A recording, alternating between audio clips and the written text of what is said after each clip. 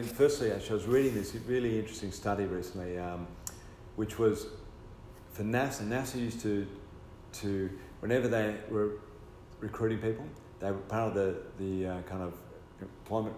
They would give them a creativity test. So if they're doing scientists, engineers, they'd have to do a creativity test. And this gentleman by the name of John London took this creative test and gave it to 250,000 adults. Only 2% passed. 2%.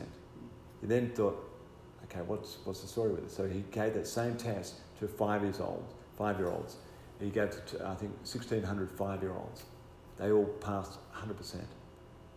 And so they gave them to the same 5-year-olds when they were 10. It dropped down to 30% by the age of 10. He gave to them when they were 15. It went down 12%. And so his conclusion from his study was non-creativity is learnt. We're all born creative, we're all artistic, we've all got something to say, but we're learned not to be creative through our educational system. And this is really, it makes you think about the educational system. And going back to universities, I don't think it's not just universities, I think we've got to start earlier, right from the beginning. We've got to harvest this, because when you look at what's changing the world and who's changing the world, I mean, we all need doctors, we all need lawyers, that's very important, but in the day, the people who are really going to make the difference, I think, are the people who are looking beyond or looking sideways or looking with a different perspective. And if you're learnt not to be creative, then we're handicapping society overall.